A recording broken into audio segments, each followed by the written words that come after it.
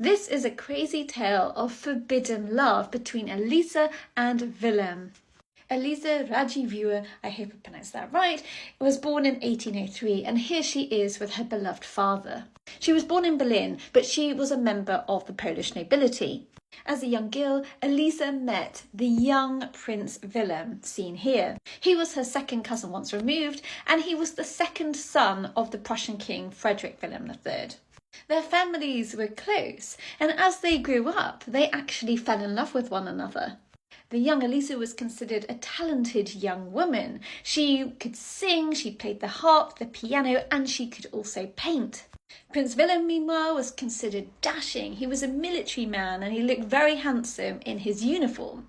And from about 1820, he began to visit Elisa's family home more and more often. Clearly, their love was becoming something more serious. And actually, by this point in time, there were lots of rumours that he was thinking about proposing. However, very sadly, behind this love bubble, there were lots of people working against them because they thought that Willem was of a much higher status than Elisa and that as a result, they could not marry. Although she was genteel, well-bred and of nobility, it was considered that she was not of a royal status, and as a result she couldn't marry up, she couldn't marry the prince.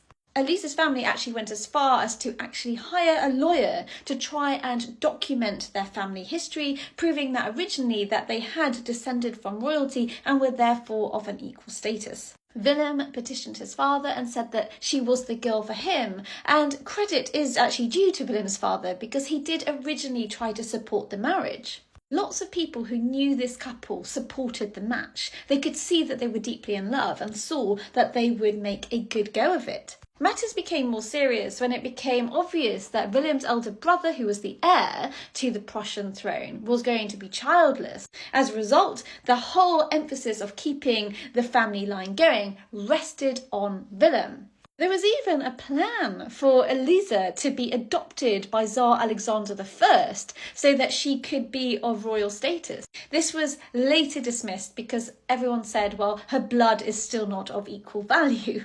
The couple actually waited 5 years during all of these deliberations, hoping that something might come of it. But eventually in 1825, it was decreed that no, this marriage could not go ahead. Following this announcement, he was told that he must look for another bride, and so he went to see Elisa one final time. She was living with her mother at the time, and her mother wrote this: "His emotion was so visible and so intense that I too lost my self-control, and it was with feelings of the greatest distress that I took him to my room where Elisa was waiting. I was sorely afraid of the effect which the meeting would have upon them both, yet as God willed it, so it happened. His love strengthened Elisa's heart. She is now convinced that Willem fulfilled the king's wish out of a strict sense of duty. She is quieter than before, and her sorrow has been softened. She knows that it was stern necessity and his father's will which intervened, and not in any inconsistency of heart in his part." Broken-hearted, they each went their separate ways. And eventually Willem married this lady who was 14 years his junior. She was Augusta of Saxe-Weimar.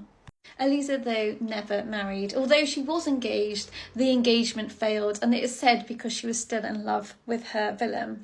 And she actually died not too long after, in 1834, aged just 30. She died of tuberculosis.